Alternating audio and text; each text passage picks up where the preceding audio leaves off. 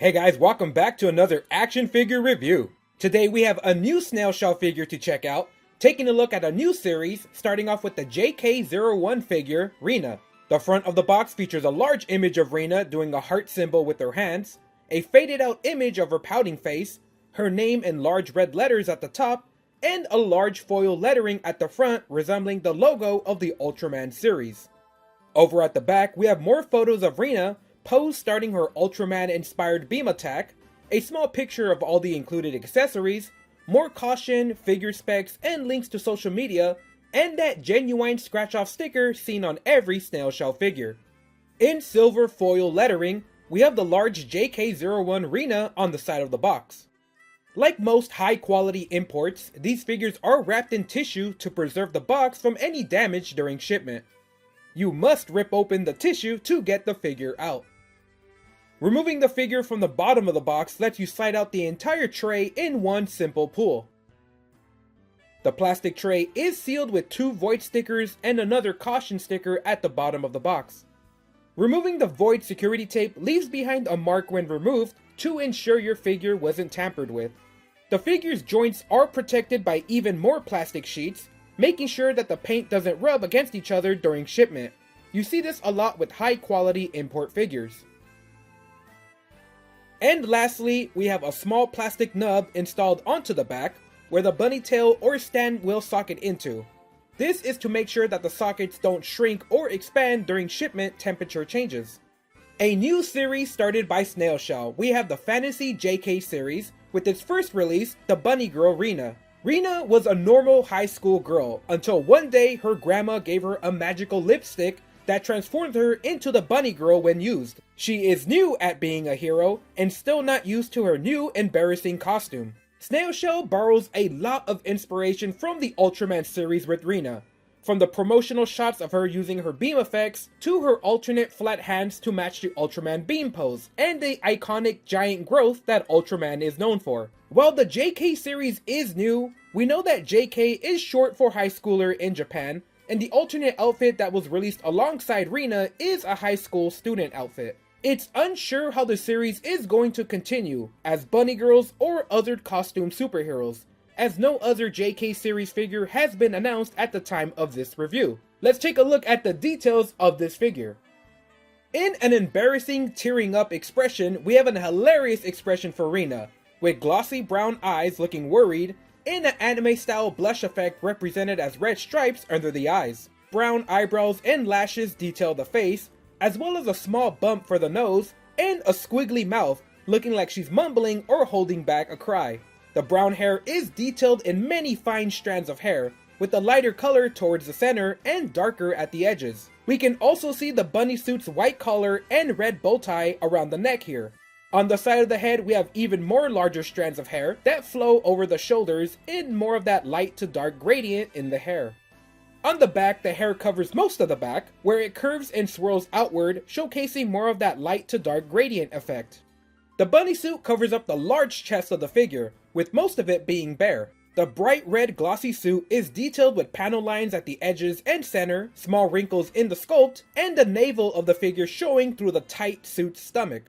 While the hair covers up most of the back, we do have some tone in the back, showing off the muscle line down the center of the back, and how the suit wraps around the back with a few panel lines at the edges. The classic Snail Shell shoulders, very thin and without much definition, and we have the tiny arms of almost all the slim bodies have. At the wrist, we have the white cuffs with golden buttons, with the default pre-installed hands in a grasping pose. Over at the waist of the bunny suit, it wraps up into a high-cut bikini style, showing off the thighs and the brown stockings underneath the suit. We have more panel lines going down the center and edge of the suit as the only details in this area. Over at the back, we have the large socket where we can attach either the bunny tails or the stand that will be shown later on in the review. Over at the thighs, we have more of that dark stocking over the long slim legs without much detail to look at in this area. Like the other slim figures of Snail Shell, we have the legs, with the only real detail here in the sculpt are the calf muscles. We wrap up the details with the high heels. Making it extremely hard to stand, we have the high stiletto red heels, glossy, and detailed with a few wrinkles where the feet enter the heels. Let's take a look at the figure's articulation. We can see that starting with the head, the hair wraps around the shoulder, so we can notice that we won't have much range to work with for the neck. Looking up and down is even blocked by the tiny strands of hair in the front. We can rotate left and right, but the max range will always be limited by the hairstyle. Even lifting the neck joint up doesn't give us much more range, as looking down and upward will still be blocked by the hair in the back anyways. We have the same articulation issues with the shoulders, as we can rotate the shoulder up until it hits the head, and even then moving the head aside for more range, we just don't get much extra range out of it. Even the large chest of the figure gets in the way of the arms, as you can open up the shoulders, but if you want a tight hold on the weapon pose, the chest does block that sort of pose. We do have rotation at the biceps, double jointed elbows that have a decent amount of tightness. We have wrists that rotate and bend up and down depending on joint orientation. The cuffs here do rotate and are removable. For the chest, we have even more restrictions. It's so tightly sculpted and the chest is so large that you won't have much range to the rotation. You can bend the chest back, but then the hair hits the body. And even if you adjust the head, the sculpting still maxes out. Bending forward is completely restricted by the large chest. And the chest area is such a tight sculpt that there's just not any room for any extreme poses. So even though it's a slim, almost bare body, the large chest of the figure and how tightly everything connects to each other, it was clear that it was style over function for this area. The thighs fully open with great range, and move all the way forward and even rotate the joints to get some high poses with the legs. With the backside sculpted as a butt plate, we can't bend the legs all the way back, with the sculpt blocking almost all of the range backwards. We have thigh rotation, and just like all the other Snail Shell girls, we can pop off the thighs to swap with other figures. Double jointed knees that give you a really tight backwards fit that's perfect for sitting poses and overall has really smooth joints.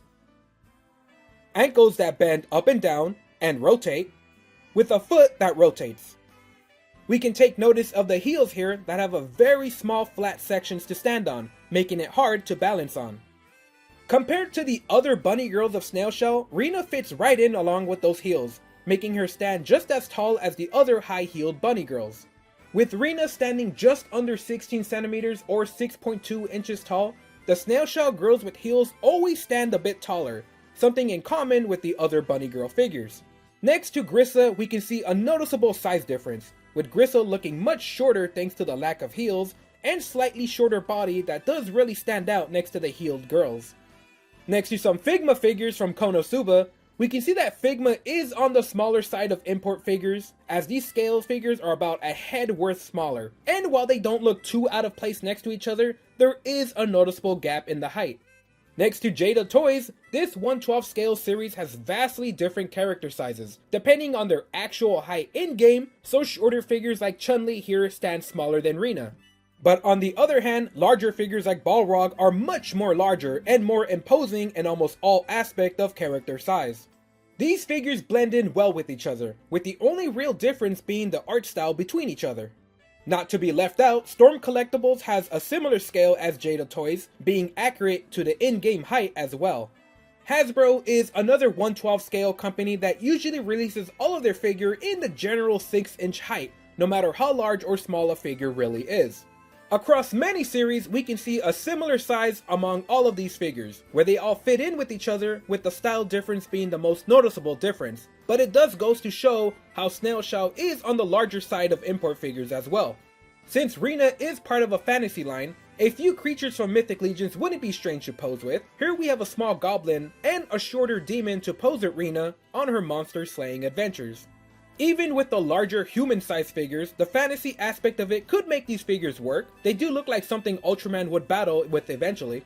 And in case you wanted Rena to feel short, McFarlane does have their own 7-inch scale that makes every other 1/12 toy company look small compared to the large size of McFarlane. Across some of the gaming series of figures, even the smaller human-sized characters are just much more larger than anything Snail Shell offers.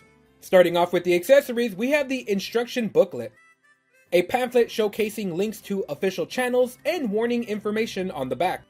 We have a set of alternate faces with a closed eye pouting face, with no eye sockets on the back of this plate, and an alternate smiling face in a more neutral, calm expression.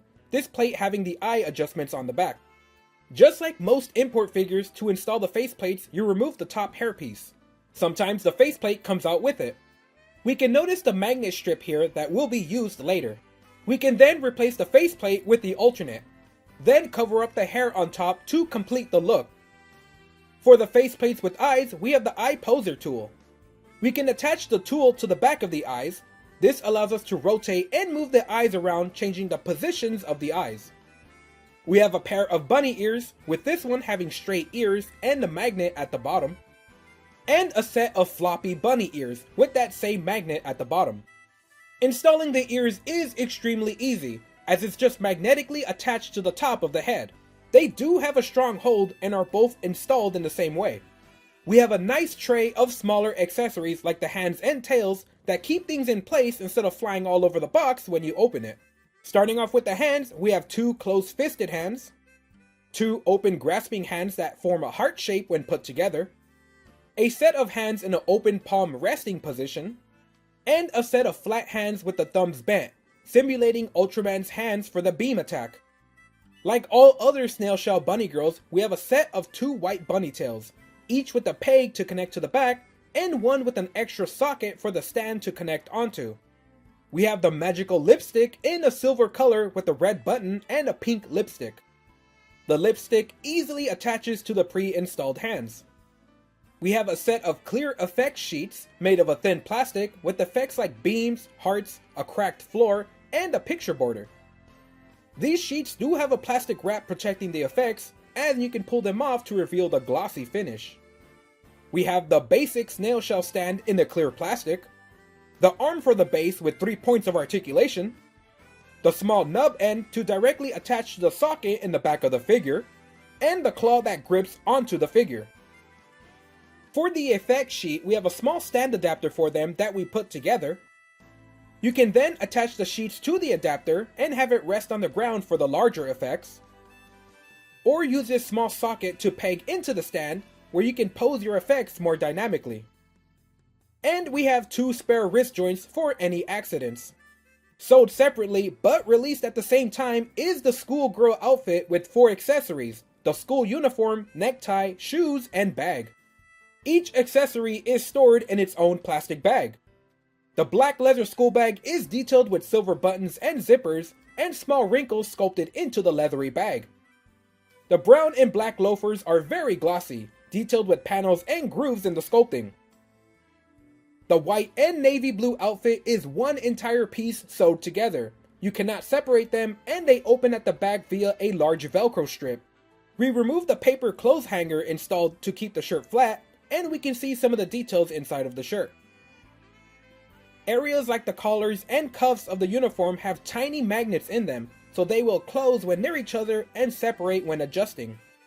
To install the uniform, you will have to remove the head of the figure to remove the neck accessory. As always, heat up the joints of the figures. I use hot water to get them out. Once the neck is removed, remove the hands to take off the cuffs. Now we will be able to install the shirt. Just make sure to finesse the cloth around for a good fit and reinstall the head, hands, and shoes.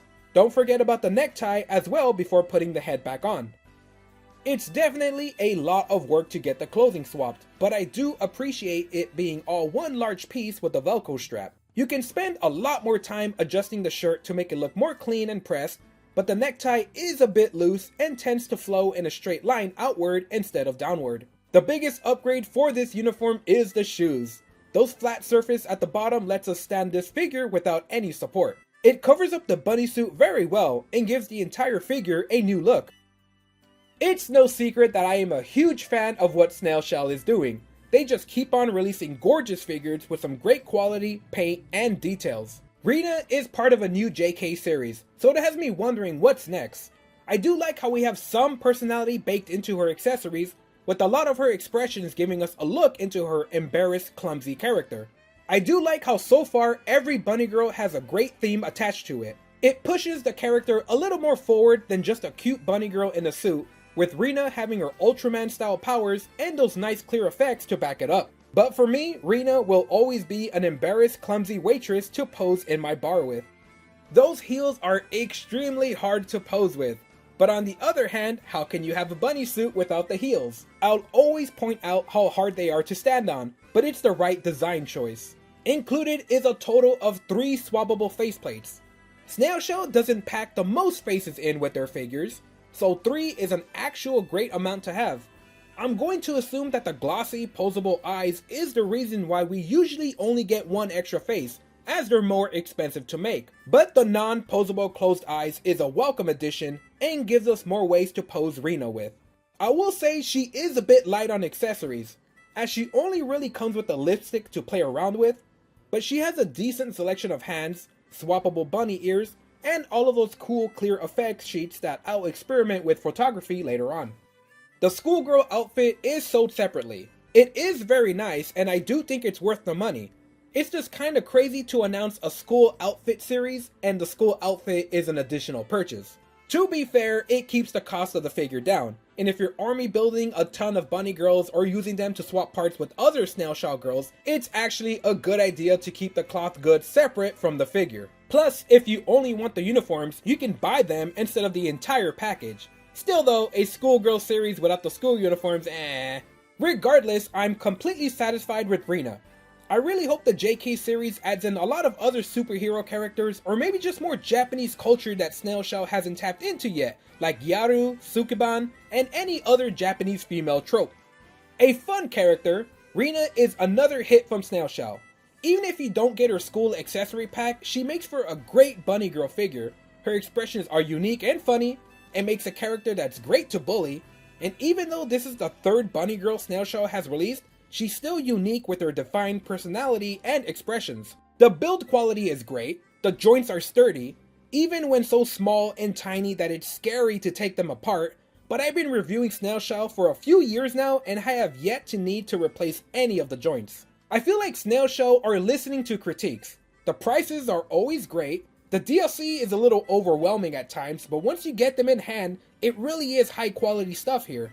Snail Shell are making some of the prettiest import figures you can buy. I'm always amazed when I get them in my hands, and even a simple figure like Rena has a lot going for her, for photos, accessories, and overall just a gorgeous figure. As usual, get one now, get one early before the late tax comes into play, as these figures skyrocket in price as they always do. Alright guys, that's it for this review. Leave a comment letting me know how you like this figure, subscribe, or share this video with your friends to help out the channel.